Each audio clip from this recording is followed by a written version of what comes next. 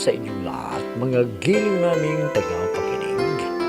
Muli po mga kaibigan, na ito na po ang pagpapatuloy at ikalimang yugto ng Liyang Kasaysayan na ipinadala ni Bonnie dito sa ating dulang Love and Memories.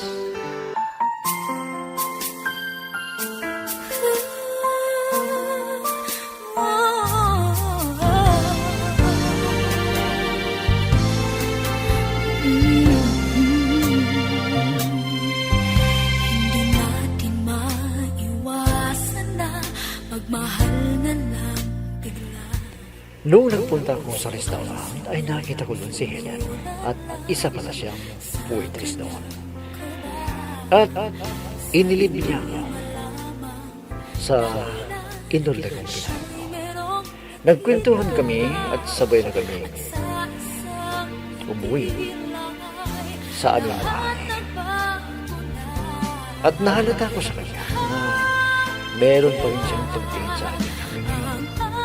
Pero wala pa rin akong pagtingin sa kanya.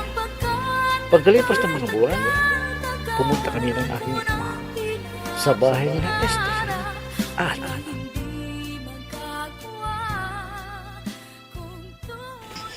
relasyon tayo. Sigurado ko na masusurpresa si Esther nito. At sana, tanggapin niya yung regalo ko na bulaklak. Hindi pa ako magpapakita sa kanya. Teka, bakit kaya hindi tinanggap ni Esther ang regalo ko na bulaklak sa kanya? Bonnie, anak. Itay, anong nangyari? Bakit hindi niya tinanggap yung niregalo kong bulaklak sa kanya? Ay, anak. Kuan, matagal na palang wala rito si Esther. Ibinenta na nila ang bahay at lupa nila. Ano? Diyos ko. Saan ko hahanapin si Esther ngayon, Itay? Saan? Anak, pag hindi mo na siya mahanap, mas mabuti pa kung maghanap ka na lang ng iba. Si Helen na ang pwede mong mag-asawa. Hindi, Itay. Hindi ako mag-asawa. Kung hindi si Esther man lang makakasalan ko. Hahanapin ko siya, Itay. Kahit saan siya pumunta, hahanapin ko siya. Ha? Kung hahanapin mo, paano na ang trabaho mo? Bahala na ko, Itay. Basta hahanapin ko si Esther. Hindi ako titigil hanggat hindi ko siya nahahanap. I'll be with you for the rest of my life. From the bottom of my heart I will. I'll always be with you.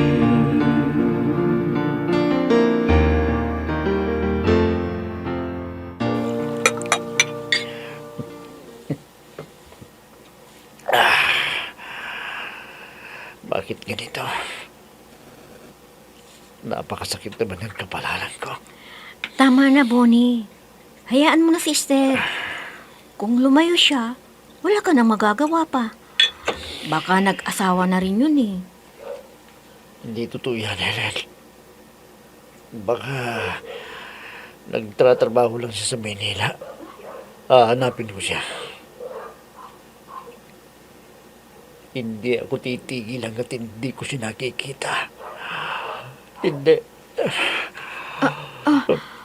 Bonnie, niyakap mo ako. Napakasakit ng ginawa niya sa akin. Hindi ko siya makakalimutan. Gusto kong magpakalasing sa oras na ito, Helen. Oh, tama na, Bonnie. Huwag kang mag-alala. Nandito ako. Sasamahan kita para maalis ang sama ng loob mo. Helen, isinalikan mo ako. Ano ba itong nararamdaman ko? Parang nahuhulog na yata ang loob ko sa kanya. Tama na. Huwag ka nang malungkot. Naawa ako sa'yo. Tama na. Helen, huwag na. Ang ganda pala niya. Oh, Helen. Bonnie. Helen. Bonnie. Ang ganda mo pala. Bonnie. Helen.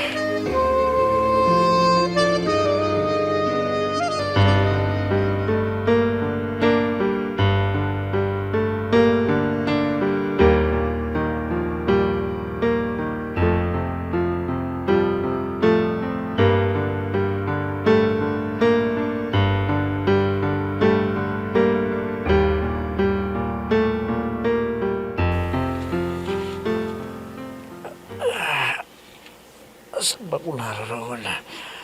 Bakit wala akong Ha? Helen? Bakit nandito ka sa kama? Kasama kita. Bonnie, napasubo tayo. At may nangyari sa atin. Ano? Teka. Tama ka, Helen. Naalala ko na. Bakit ko ito nagawa sa'yo? Sobra talagang kalasingan ko. Kaya nakuha kong pagkababae mo. Helen, anong gagawin ko? Paano ka na, Helen? Kailangan na panagutan mo ang sinira mong karangalan ko, Bonnie. Kung hindi, magpapakamatay ako. Naintindihan mo, Bonnie? Wala na akong mukhang may harap kay inay at sa mga kamag-anak ko. Oo, O ano? Pagkakasalan mo ba ako o hindi? Oo. Sumagot ka, Bonnie! Sumagot ka! Pagkakasalan kita. Hindi ko tatalikuran ang ginawa ko sa'yo. Pananagutan kita at pagkakasal tayo. Araw-araw na lang pinapayuhan ng sarili na kaya ko pa lahat, pwede pa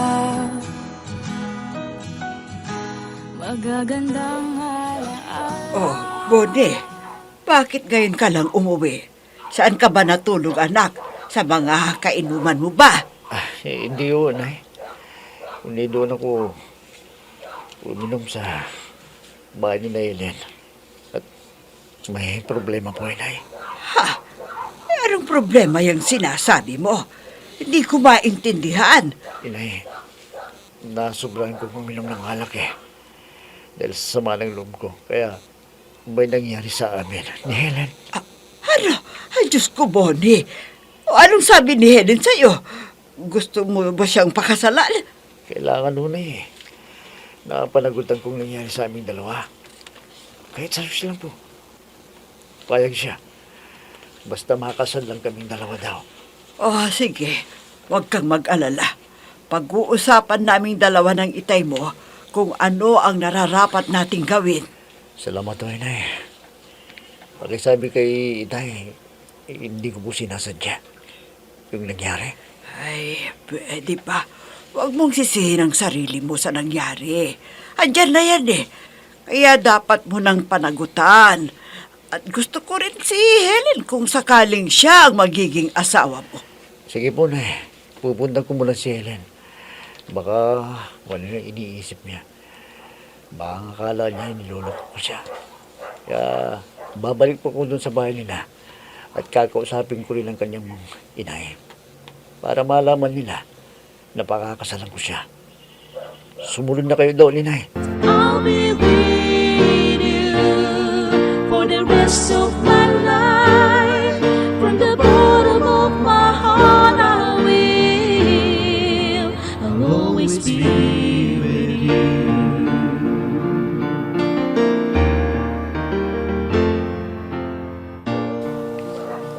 Ano? Si Bonnie? Gusto niyang pakasalan si Helen? O di mabuti para makalimutan na niya si Esther na isang babaeng di dapat mahalin dahil hindi niya pinanindigan ang pagmamahal niya kay Bonnie. Anong gagawin natin ngayon?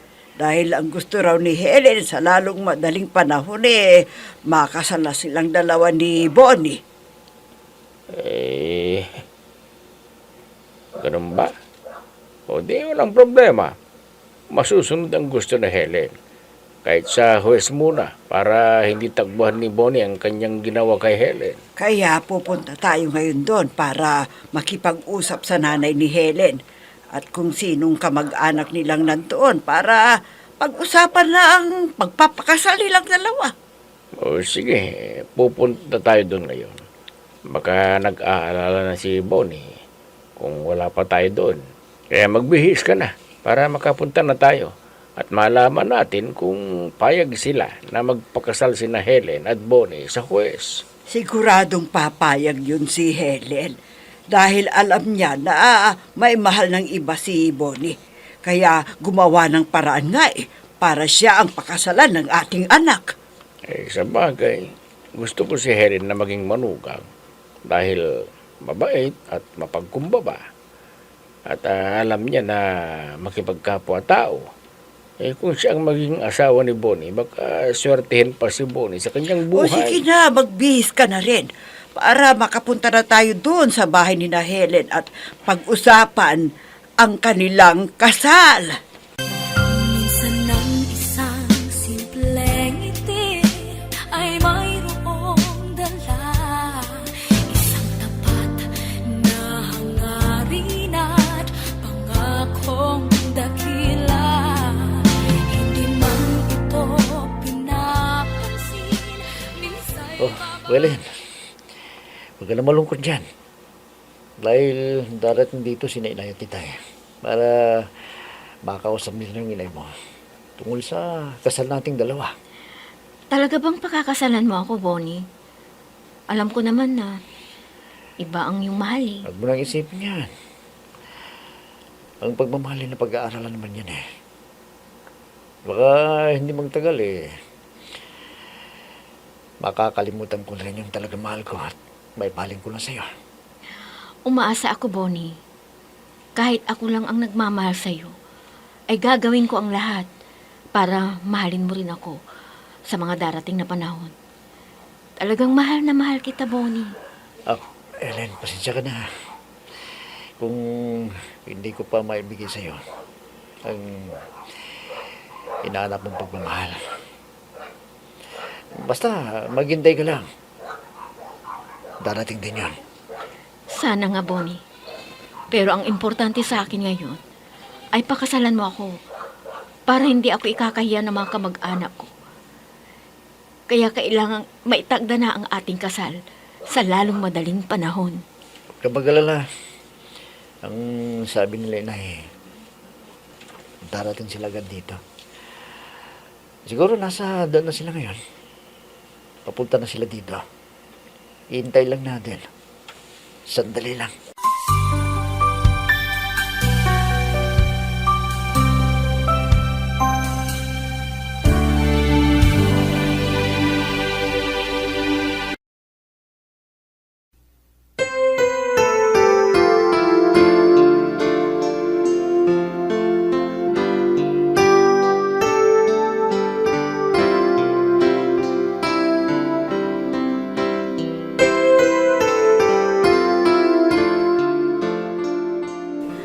Wala na. Talagang hindi ko na makontak si Banjo. Siguro ay may iba na siyang minamahal. Kaya hindi na ako kinakausap at hindi na rin niya ako bini-video call. Nakalimutan na yata ko. Ano kaya ang mabuti kong gawin? Teka, maalala ko si Bonnie. Tatanggapin kaya niya ako kung babalik ako sa kanya? Alam ko na mahal na mahal niya ako. Kaya subukin ko na magpaliwanag sa kanya. At sabihin ko ang dahilan kung bakit di niya ako nakita ng matagal na panahon. Sana patawarin ako ni Bonnie at tanggapin niya ako. At sana naman ay wala pa siyang asawa. Dahil nagkamali ako nang pinutol ko ang relasyon namin. Kaya sasabihin ko sa pinsan ko na uuwi muna ako doon sa lugar namin para makausap ko si Bonnie. Sana ay madatnan ko pa si Bonnie doon sa aming lugar. Sana nga.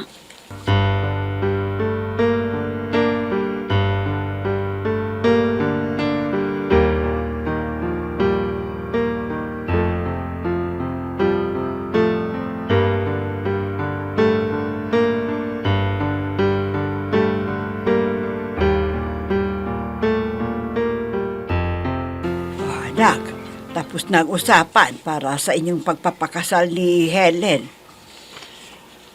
Opo, Inay. Mabuti po't pumayag ang ina ni Helen na sa Ars lang muna kami magpapakasal. Dahil hindi pa sapat yung ipon ko para makasal kami sa simbahan. Yun nga ang napagkasunduan namin ng itay mo. Dahil yun din ang sinabi mo at saka mag-aani pa sa buwan ng Oktubre. Kaya konti ang pera natin na hawak ng tatay mo kung sakali. Hindi naman sila mahirap kausap Basta ang gusto lang nila hindi ko iwan si Helen. Talagang ganun, anak. Siyempre nasira ang karangalan ni Helen. Kaya dapat lang na panagutan mo siya. Opo, Inay. Ayaw ko rin na masaktan ko lalo na isa siyang babae. Kahit hindi ko siya mahal, kailangan panindigan ko rin yung ginawa ko sa kanya. O, papaano, anak? Papaano uwi na kami ng tatay mo at ikaw na ang bahala kay Helen? Basta, ituring mo na siya bilang asawa mo. Respetuhin mo siya at dapat na magkasundo kayo sa lahat ng bagay. Ayan yun, susundin ko po yung sinabi niya. Yung mga bilin niya. At mag-ingat pala kayo sa inyong pag-uwi ni Itay. Salamat sa inyo, Inay, ha?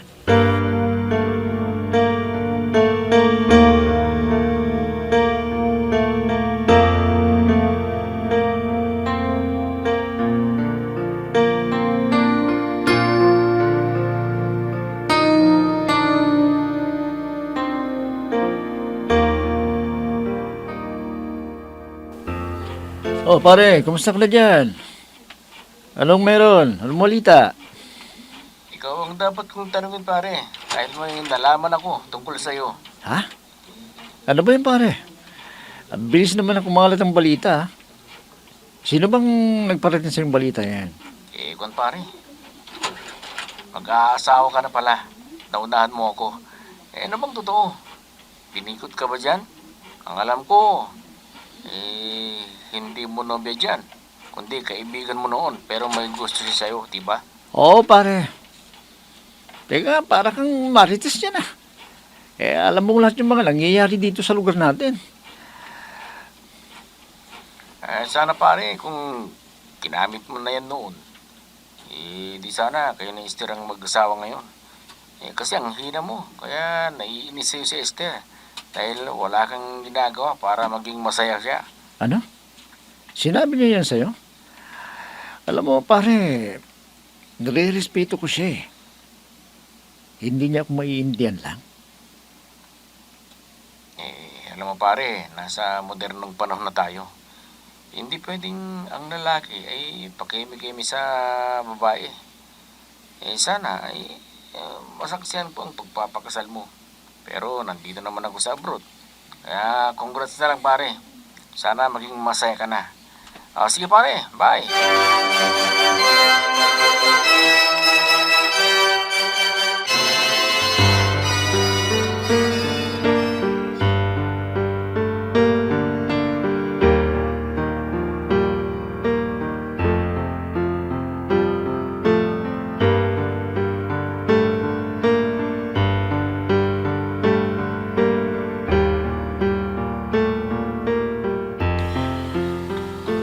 Ano ba itong nararamdaman ko?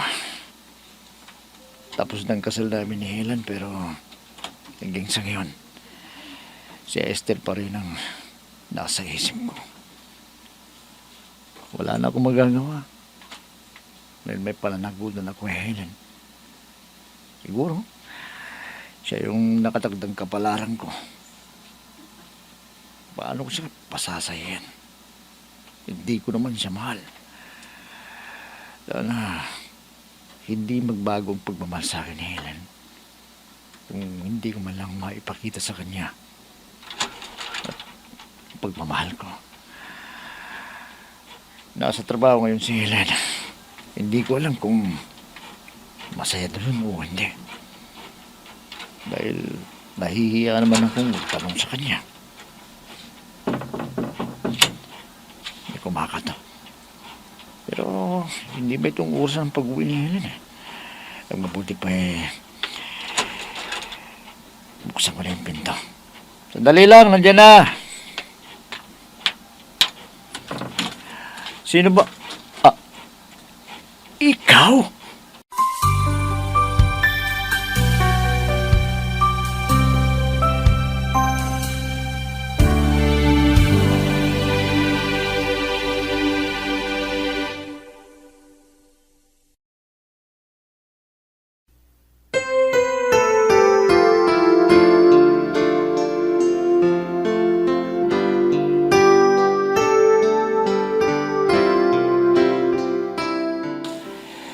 Sino kaya ang dumating na pinagbuksan ng pinto ni Bonnie? Mga kaibigan, huwag ninyong kaligtaan subaybayan ang pagpapatuloy at huling yugto ng liham kasaysayan na ipinadala ni Bonnie dito sa ating dula. Love and Memories. Mga nagbibigay buhay sa ating dula ay sina Mayra Abrihal Narnola, Susan Malikdem, Robert de Guzman, Yehuda Ismael, Eva Alcoriza, Jun Cabato, Ami Diaz, at si Oscar Ora. Technical supervision at musika ni Oscar Ora. Nilapatan ng tunog ni Robert de Guzman. Mula sa panulat at direksyon ni Ami Diaz. Love and Memories. Inihahandog sa inyo ng F3 Recording Studio para sa Pambansang Radyo ng Pilipinas, Bombo Radio Philippines.